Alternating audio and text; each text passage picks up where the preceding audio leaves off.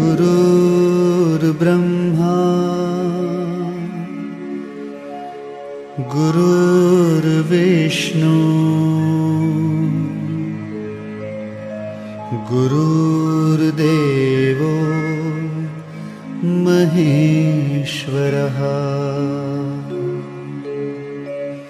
गुरु साक्षात् परब्रह्मा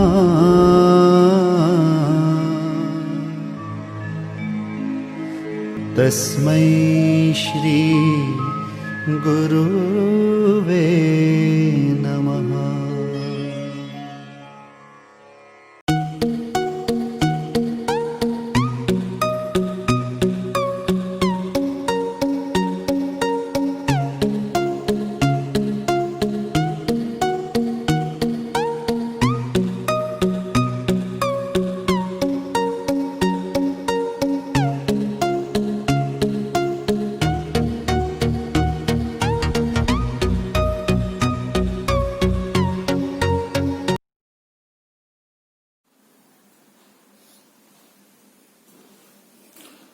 Hello, welcoming you all on today's online session for Accountancy, Standard 11th, chapter number 6, that is subsidiary books.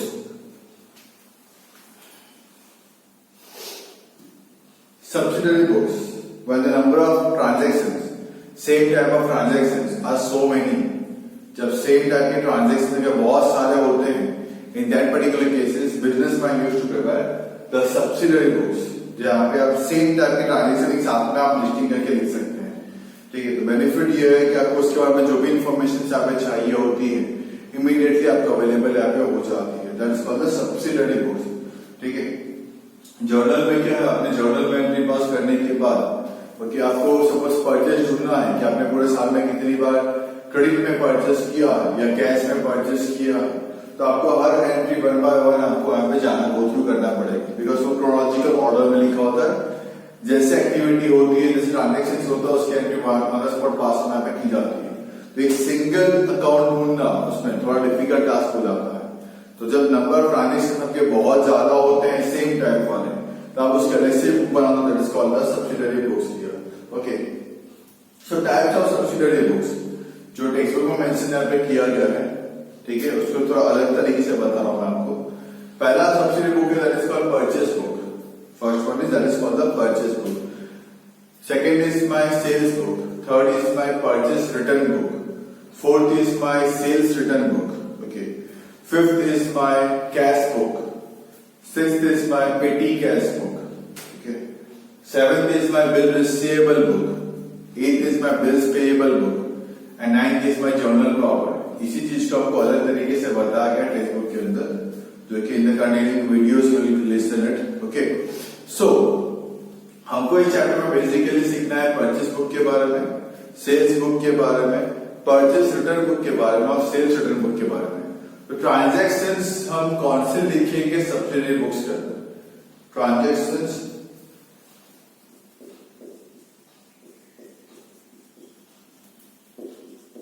recorded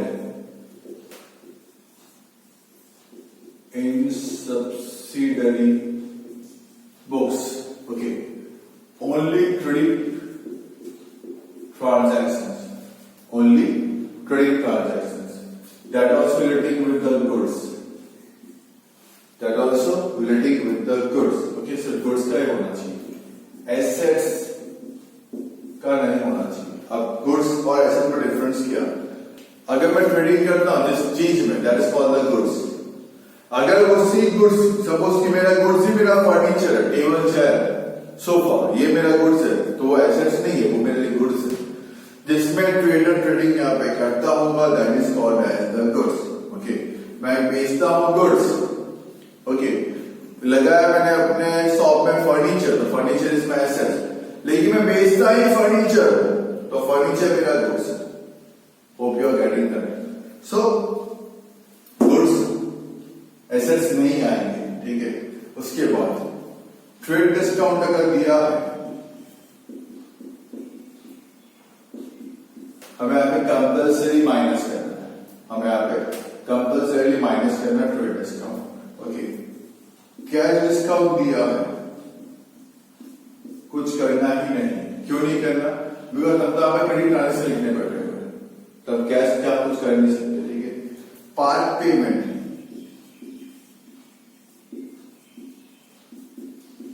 is made या receive, sales के लिए पैसा मिलता है। ठीक है, then consider it as fully credit. ध्यान रहे जरा सा,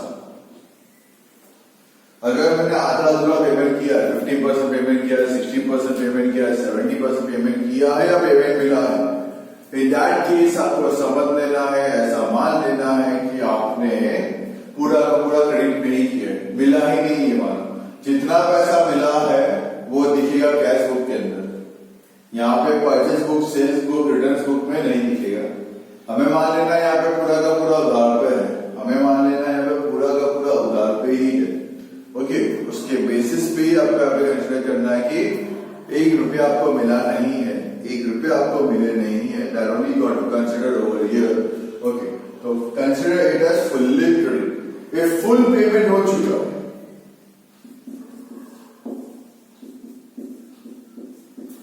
अगर फुल पेमेंट हो चुका है तो उसको तो आपको लिखना ही नहीं है वैसे। अगर फुल पेमेंट हो चुका है उसको तो आपको वैसे भी नहीं लिखना है।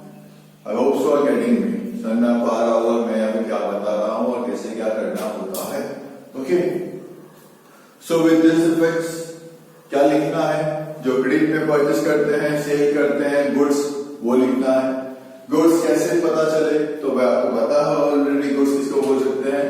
जिसमें ट्रेडर ट्रेडिंग यहाँ पे करता हो उसको हम लोग गुड्स यहाँ पे मानते हैं। ठीक है, एसेट्स क्या होगा तो लिखेंगे नहीं, जिसमें ट्रेडिंग करूंगा वो लिखूंगा।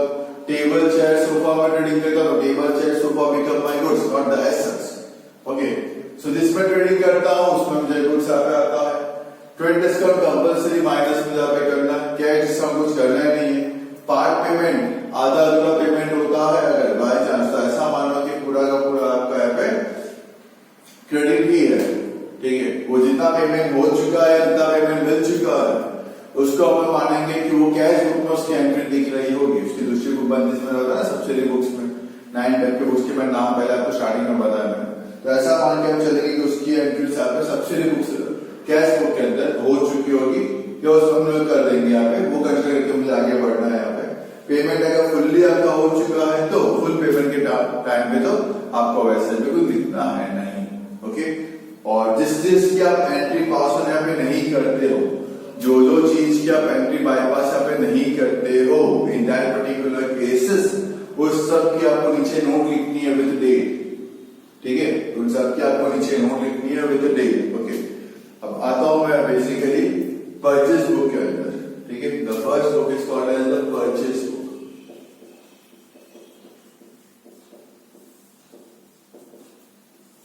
जितना भी आप क्रेडिट में गुड्स परचेस करोगे, जितने भी आप क्रेडिट में गुड्स परचेस करोगे, वो एकदम परचेस बुक के अंदर क्रेडिट में गुड्स परचेस किया हुआ होना चाहिए। ठीक है, इसमें भी अलग अलग टाइप्स है। एक है सिंपल परचेस बुक, एक है कॉलमनर परचेस बुक। दो अलग अलग स्प्लिटिंग किया हुआ है। एक है सिंपल परचेस बुक, एक है कॉलमनर परचेस बुक। ओके, इन कॉलमनर परचेस बुक और से वापस से दो अलग अलग पार्ट्स यहाँ पे किए गए हैं।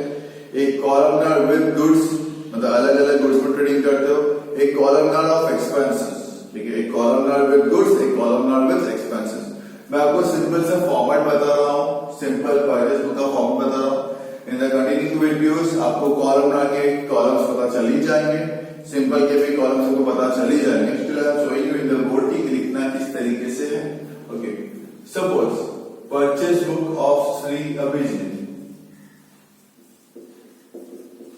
Purchase book of Shri Abhijit, date first column, name of supplier, जो गुड्स दे रहा है उसका नाम। ठीक है, इनवर्ड इनवॉइस नंबर, मतलब बिल नंबर, खरीदूंगा तो बिल नंबर होगा, वो लिखना है मुझे यहाँ पे। ठीक है, एलएफ लेडजर फोलियो और अमाउंट इन रुपीज। ट्रांजेक्शन सारे खत्म हो जाए फिर आपको कर देना है टोटल।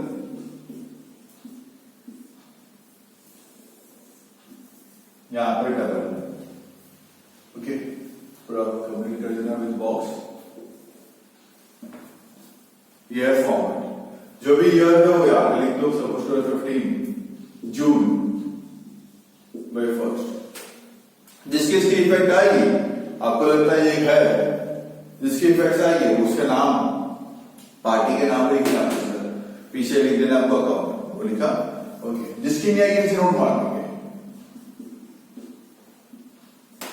जिसकी नहीं आएगी नोट मार देंगे। सपोज डेट 5 ही नहीं आएगी तो लिखनी है डेट 5। भाई क्यों नहीं आ रही? भाई जैसे कैश ट्रांजेक्शन होगा तो उसका रीजन, आप उसके एंट्री ऊपर बाईपास क्यों नहीं कर रहे हो, उसके रीजन तो आपको पता ही होंगे। तो वो रीजन आपको डेट डेट के साथ आपको नीचे आकर लिखनी है। ये था मेरा सिंपल परचेस बुक, ठीक है। अगर कॉलमनार होता,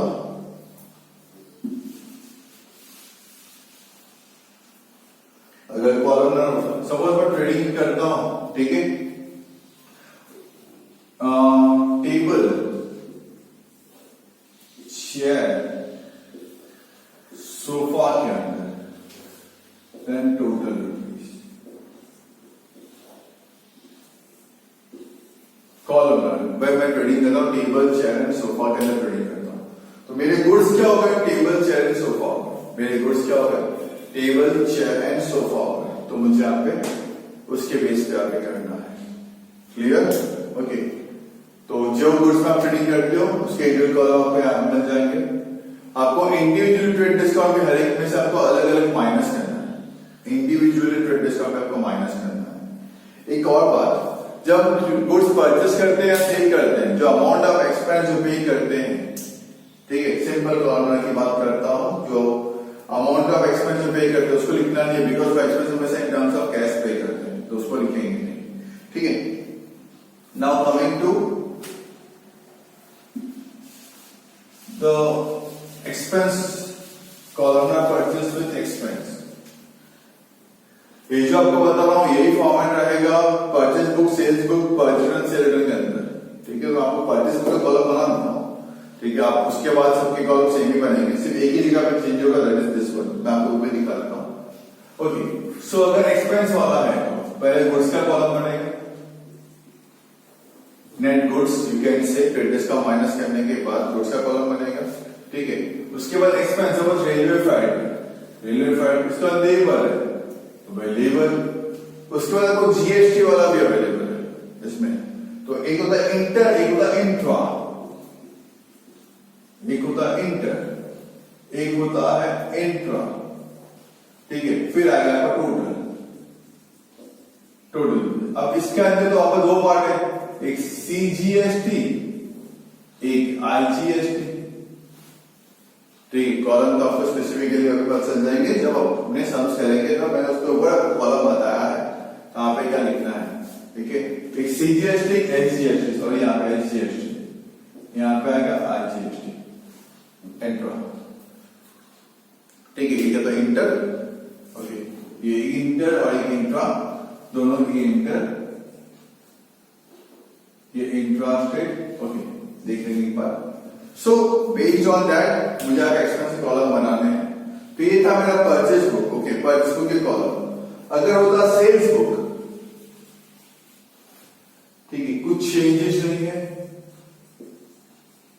यहां पे आता सिर्फ आउटवर्ड इनवॉइस, सभी के अंदर, सिंपल के अंदर भी, कॉलमनार विद गुड्स के अंदर भी और कॉलमनार विद एक्सपेंसेस के अंदर भी, ठीक है। सेल्स बुक में ही होता, ठीक है। अगर होता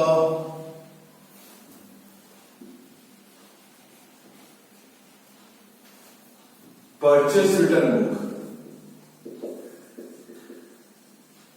अगर तो परचेस रिटर्न बुक, तो यहां पे आता डेबिट नोट नंबर,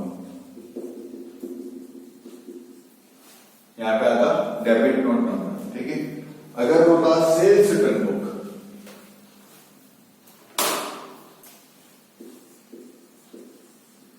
अगर होता सेल्स रिटर्न बुक, तो तो यहाँ पे आपका क्रेडिट नोट बनता,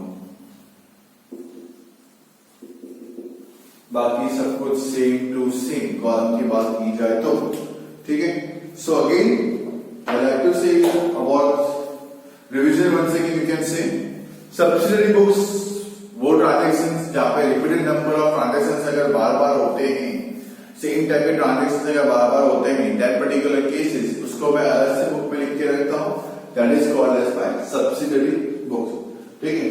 तो कौन से लिखने होते हैं, जो भी हमने परचेस सेलिंग रिटर्न्स किए होते हैं क्रेडिट में, उधार पे अगर आपने काम किया है तो उसको आपको बुक्स में लिखना होता है, उधार पे काम किया है तो आप उसको बुक्स में आपको लिखना है, ठीक है।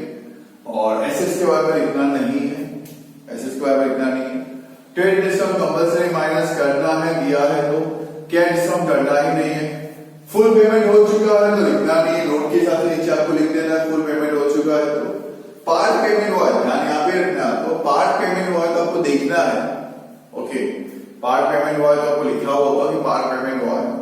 ऐसा मानो कि पेमेंट हुआ ही नहीं, क्रेडिट ट्रांजेक्शन मान लो उसको पूरा का पूरा उधार है, आप ऐसे मान के आप चल सकते हो।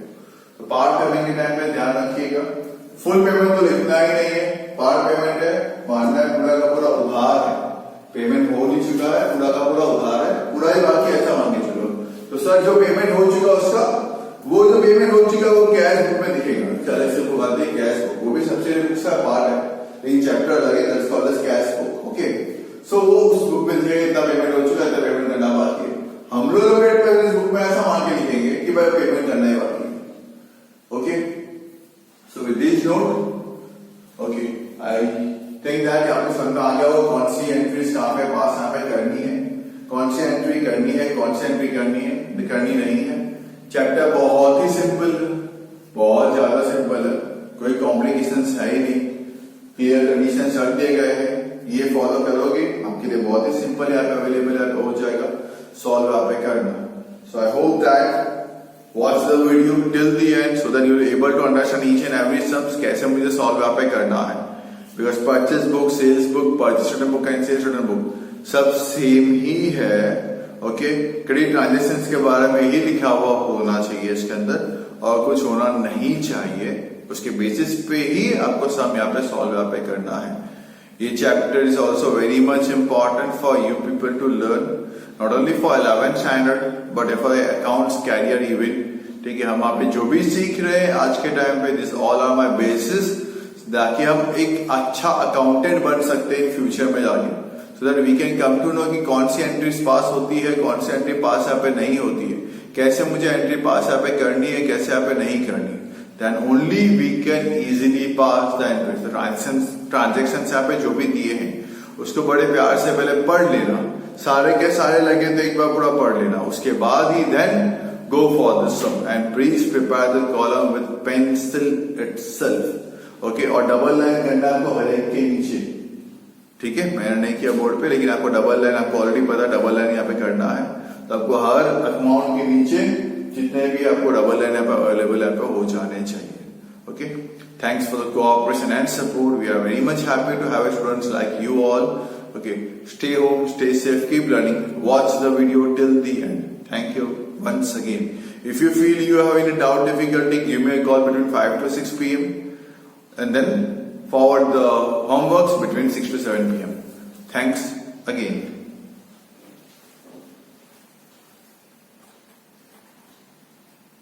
Hello everyone.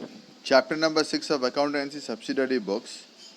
As I already told you in the video itself, when the number of transactions, means similar transactions, are so many, at that time the businessman used to prepare the subsidiary books so that he or she can write the common transactions at one particular place.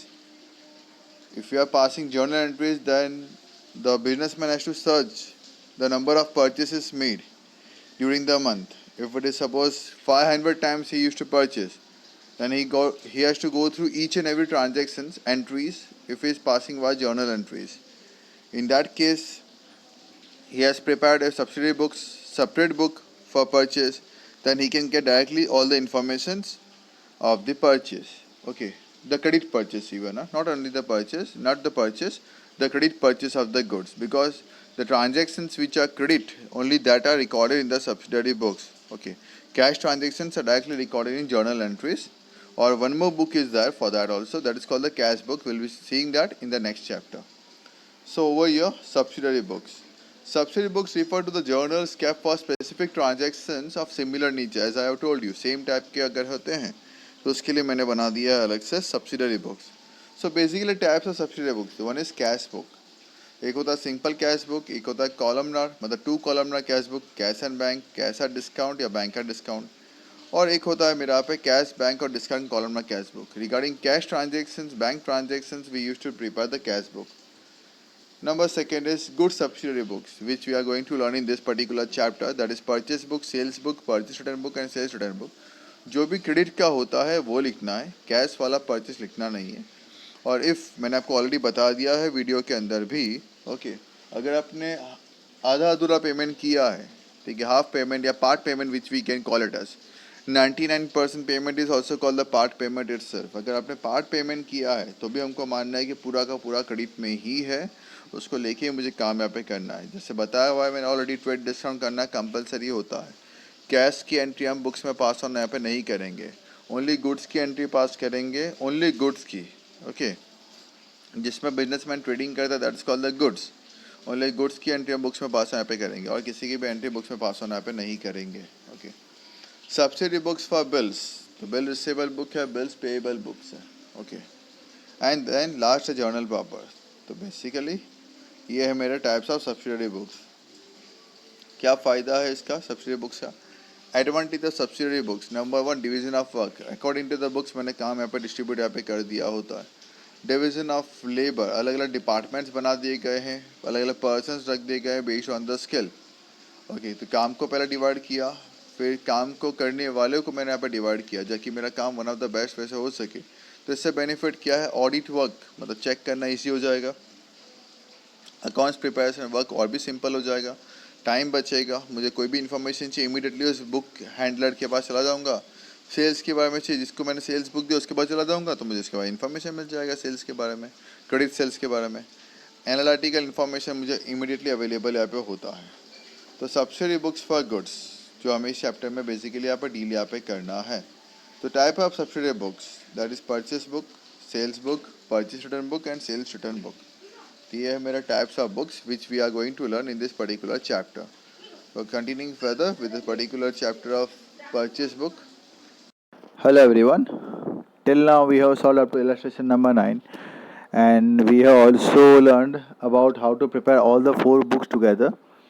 Simple we have learned, then with varieties of goods, types of goods we have learned, and then the last topic of this particular chapter in which we will prepare all the 4 books: purchase book, sales book, purchase return book and sales return book, along with goods and its expenses with GST. Okay. So yes, illustration number 9. Prepare different subsidiary books inclusive of columns of expense of Sri Asa Traders of Gandhinagar.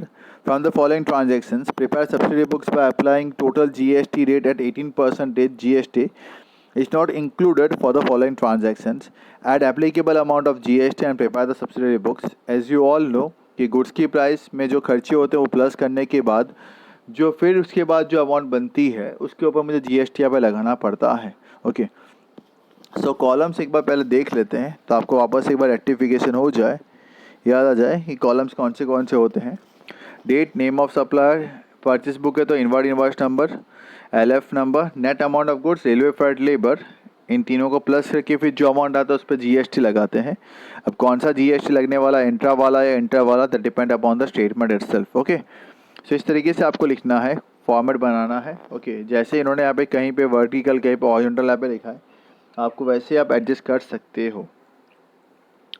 Straight forward. Coming to April 1st, goods purchase of ₹10,000 10% trade discount from Juveria Corporations, railway fare ₹500, invoice number 21.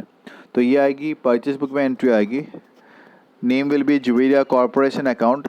Net goods का amount आएगा 9,000 10% minus करने के बाद. Railway fair आएगा 500. Okay, तो हो गया मेरा 9,500. उसके ऊपर लगाना मुझे 18% का GST. 18% लगाने के बाद इंट्रा है तो दोनों में डिवाइड कर दिया 9%, 855. Okay, then next date number 5. Purchase goods of 15,000 from Mansi of Pune, Maharashtra. Railway freight is rupees 400, labor is rupees 200, invoice number 40, ये भी परचेस किया हुआ है मानसी के पास से. ओके, इसमें IGST आएगा. तो गुड्स की अमाउंट 15,000, रेलवे फ्राइट 400, लेबर 200, सबको प्लस करते हैं तो 15,600. ओके, उस पर लगाना 18% का IGST, देख लीजिए. Okay, then date number 10, goods sold of rupees 12,000 at 10% trade discount to Salvi Corporation of Bhopal, MP. Labour rupees 300, railway freight rupees 800, invoice number 60. Okay, goods बेचा है मतलब मुझे एंट्री पास करनी है सेल्स बुक के अंदर, लिखना है साल्वी कॉर्पोरेशन अकाउंट. 12,000 का 10% माइनस करे तो 10,800 का गुड्स, रेलवे फ्राइट में 800 और 300 रुपये लेबर के, और इसमें भी IGST एप्लीकेबल होगा यहाँ पे 18% का. ये आएगी सेल्स बुक में. Let us check the sales book.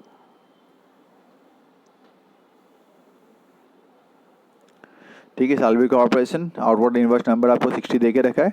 Goods 10,800 का गुड्स आपका, 800 का रेलवे फ्राइट, 300 का लेबर, फिर आपको प्लस किया, उस पर लगाना है आपको 18% का IGST. ओके ना. Next, the entire goods purchase from Mansi is sold to Karan by adding 20% on cost price. Railway freight 600, labour 200, credit period 1 month, invoice number 70. मैंने मानसी के पास से परचेज किया, मतलब 5 तारीख को कितने का परचेज किया था, 15,000 का गुड्स परचेज किया था. उसमें 20% प्रॉफिट मैंने प्लस किया, तो मतलब 3,000 प्लस किया तो हो गया 18,000 का गुड्स. वो बेचे मैंने करण को. 600 का रेलवे फ्राइट, 200 का labour. Karan account 18,000, railway freight 600, labour 200 plus किया. ओके, उस पर लगाया फिर मैंने यहाँ पे GST. इंट्रा है तो 18% लगा के दोनों में डिवाइड कर दिया. Next, 50% goes to return by Karan. The proportionate amount of GST, railway freight and labor is adjusted. Credit note 5. This goes similarly returned back to the Mansi. The proportionate amount of GST, railway freight and labor charges are debited. Debit note number 8. Okay. करण को जो मैंने goods बेचे थे, okay, पूरा का पूरा goods मैंने बेचा था करण को. मानसी के पास से खरीदा, करण को बेचा 18,000 में. करण ने उसका मुझे आधा वापस कर दिया, तो मतलब 9,000 के गुड्स मुझे करण ने वापस किए. लेकिन मानसी के पास से तो मैंने खरीदा था 15,000 का, तो उसको मैं वापस करूँगा 7,500, और सभी का 50% कर देना है मुझे यहाँ पे, एक्सपेंसेस एंड एवरीथिंग. सी, पहले हम करण का देख लेते हैं. 18,600 200 दिया हुआ है. ओके, इस सबका आपको हाफ अमाउंट मिलेगा यहाँ पे 50%, देख लो. Clear, including GST. और फिर मानसी का देखते हैं. मानसी का यहाँ पे है 15,000, उसका हाफ 7,500, 400 का हाफ 200, 200 का हाफ 100, 2808 का हाफ 1404. ये आएगी आपकी परचेज रिटर्न बुक के अंदर. क्लियर, प्रोपोर्शन हमें माइनस यहाँ पे कर देना है, मतलब हाफ कर देना है in short. Goods of 10,000 sold to Maroof, labour rupees 100, railway freight rupees 100, invoice number 75. Maroof को मैंने बेचा है यहाँ पे, तो सेल बुक में दिख रहा होगा मेरा मारूफ 20. मारूफ अकाउंट 10,000 का गुड्स, 100 रुपये रेलवे फ्राइट, 100 रुपये का लेबर, प्लस करके जो भी अमाउंट आती है उस पर करना है आपको 18% का GST, डिवाइड बाई 2 कर देना. इंट्रा है. Next, furniture of 10,000 purchase from जय एंड इनवॉइसेस रिसीव्ड. फर्नीचर आपने परचेज किया है, तो इसकी तो एंट्री यहाँ पे नहीं आएगी बिकॉज ये तो गुड्स की बुक है. तो लिख देंगे नीचे नोट में, it is not record in the books of in the subsidiary books. Number 25, 50% goes written by Salvi Corporation. The proportional amount of GST is adjusted. Labor 150, railway freight 400, जो कि देखे रखा है, इतना उसको वापस चाहिए खर्चे का. ठीक है, साल्वी कॉर्पोरेशन को मैंने सेल किया था, इसका 50% से मुझे वापस कर दिया है. देखो 5,400 का गुड्स वापस किया होगा साल्वी कॉर्पोरेशन ने. और जो एक्सपेंसेस की बात है, वो एक्सपेंसेस उसने मुझे मांगे हैं कि 400 इसके चाहिए. देखो साल्वी कॉर्पोरेशन 800 के 400 चाहिए. ओके, मतलब हाफ हो गया युगन से, 300 के 150 रुपये हाफ मांग लिए, और जो GST था उसका हाफ कर दिया. ठीक है ना. तो 50% शॉर्ट मुझे आपसे यहाँ पे कर देना है. Number 26, goods of rupees 1,000 purchase from निवंजल ऑन कैश. तो ये तो कैश ट्रांजेक्शन है, नीचे नोट में लिख देंगे it is a cash transaction. Okay. Then 30, goods of rupees 11,000 is sold to Rutu on cash at 5% cash discount. Okay, तो ये भी नहीं आएगा बिकॉज कैश में है, नोट में लिख देंगे it is a cash transaction. Net amount of goods को प्लस किया, रेलवे फ्राइट प्लस किया, लेबर प्लस किया, GST प्लस किए, फिर सबको हॉरिजॉन्टली वर्टिकली प्लस किया, I got the same total of purchase book. Same way sales book का total करना है. In the same way you got to add up the total for purchase return and sales return itself. Okay, with this हमने varieties जितनी भी थी हमने सब यहाँ पे सीख ली है. And I think so chapter बहुत ही आपके लिए क्लियर है. Okay, in the next video I'll be helping you out in solving the sums of exercise. Okay, along with this let us see the bill receivable format. Okay, bill जो बनाता है, suppose I am the trader, मैंने आपको bill बना के दिया तो मुझे बिल रिसीवेबल्स होते हैं. ठीक है, मुझे बिल के पैसे मिलने वाले होते हैं. तो it is a bill receivable for me and it is a bills payable for you. तो जो बिल एक्सेप्ट करता है उसके लिए बिल्स पेएबल होता है. ठीक है, तो मुझे बिल के पैसे मिलने बाकी, मतलब मेरे लिए वो बिल रिसीवेबल होगा. तो मेरे लिए बिल रिसीवेबल बुक के format, you got to learn the format. इसके कोई सम तो है नहीं, but specific of bill receivable might be asked in the examinations for 2-3 marks. तो फॉर्मेट एक बार देख लेते हैं. बिल नंबर जो दिया है उसको वो लिखना होता है. Date of bill and its receipts, कब बिल दिया है, बिल किसने एक्सेप्ट किया है, कितने महीने के लिए दिया है या डेज के लिए दिया है वो लिखना है. कंडीशंस अगर कुछ है बिल के ऊपर वो लिखना है. मेच्योरिटी कब होगी, ठीक है, कब उसका पेमेंट का डेट बनेगा आपको वो लिख देना है. LF पेज नंबर लिख देना है. प्लेस ऑफ पेमेंट, कहाँ पे पेमेंट करने वाला है वो लिख देना है. कितने का पेमेंट है वो लिख देना है. अगर पेमेंट नहीं करते हैं कुछ रीज़न से करे तो दिमाग में फिलअप पे कर देना है. Same way format of bills payable, bill number, date of acceptance, कब उसने एक्सेप्ट किया, नेम ऑफ ड्रॉवर, किसने दिया, यहाँ पे क्या था, किसने लिया, एक्सेप्टर, यहाँ पे क्या है, किसने दिया, बिल का डेट क्या है, कितने महीने का बिल है, कितने दिन का बिल है, कंडीशंस क्या है, मेच्योरिटी कब होने वाली है, LF पेज नंबर कौन सा है, कहाँ पे लिखा है उसके बारे में, कितने का बिल है, अमाउंट. ओके, और रिमार्क, अगर पे किया है तो पेड, नहीं किया है तो फिर अनपेड या रीजन यहाँ पे लिख सकते हो. Okay, so next is my cash book which is having all together a new chapter. After this chapter, this cash book chapter, यहाँ पे सिर्फ एक ब्रीफ में आपको बताया गया है. जैसे हमने इस चैप्टर में देखा था, it is only about the goods, credit purchase of, credit sale of goods, सिर्फ गुड्स के बारे में यहाँ पे था. ओके, हाफ पेमेंट किया हो तो मानो कि पूरा का पूरा क्रेडिट में ही है, कैश डिस्काउंट यहाँ पे करना ही नहीं है. सेम वे कैश बुक के भी अपने खुद के फंडे हैं, खुद के अपने रूल्स यहाँ पे अवेलेबल यहाँ पे हैं. Okay, so cash book, the word says cash book, सिर्फ पैसा आया और पैसा गया, सिर्फ मुझे उतना ही देखना है, अननेसेसरी फालतू की चीज़ देखनी नहीं है. ठीक है, सिर्फ पैसे से मतलब रखना है, पैसा आया तो डेबिट, पैसा गया तो क्रेडिट, इतना ही करके मुझे यहाँ पे सम यहाँ पे सॉल्व यहाँ पे करना होता है in terms of cash book. इसमें भी 3 अलग अलग है, simple cash book, 2 columnar cash book and 3 columnar cash book. And last is my journal proper, इसका भी एक चैप्टर अवेलेबल है आपके कैश बुक के बाद आपको मिलेगा एक चैप्टर जर्नल प्रॉपर. ठीक है, जर्नल प्रॉपर का बेसिकली मतलब जो भी ट्रांजेक्शन्स हम लोग यहाँ पे लिखते नहीं, जैसे सब्सिडी बुक्स में लिखते नहीं है, जैसे कि भाई परचेज बुक में परचेज की एंट्री आ गई, सेल्स बुक में सेल्स की एंट्री आ गई, रिटर्न्स बुक में रिटर्न्स की एंट्री आ गई, कैश बुक में कैश की एंट्रीज आ गई, बिल्स बुक में बिल की एंट्री आ गई. तो बाकी जो बची है, जैसे कि भाई ओके, ओनर अगर लेके आता है फर्नीचर फॉर ₹50,000, तो ये तो किसी बुक में लिख नहीं सकते ना, कौन सी बुक में लिखेंगे. तो इसकी एंट्री हम लोग जर्नल प्रॉपर में पास होने यहाँ पे करते हैं. मतलब जिसकी एंट्रीज बेसिकली कोई भी सब्सिडी बुक्स में पास ऑन करना पॉसिबल यहाँ पे नहीं होता है, उन सब चीज़ों की एंट्री हम लोग पास यहाँ पे करते हैं जर्नल प्रॉपर के अंदर. ओके, तो this all are having are separate new chapters only, so don't worry about that. Just मैंने आपको छोटा सा एक बता दिया कि इसमें क्या होता है, नथिंग एल्स. बाकी हम पूरा चैप्टर डिटेल में करने ही वाले इन टर्म्स आगे के लेक्चर्स में. Okay, till that time stay home, stay safe and keep learning, keep doing the homeworks. Okay, keep practicing the sums again and again. It's all from textbook itself. हमें text book के बाद की कुछ सम करने की भी requirement है नहीं. At least first of all we should go for the text book itself. Text book खत्म हो जाए फिर हम एक्स्ट्रा सम्स के लिए भी चाहेंगे. तो बट बिफोर दैट हमें टेक्स्ट बुक को एकदम पक्के से करना है. Okay, thank you all once again.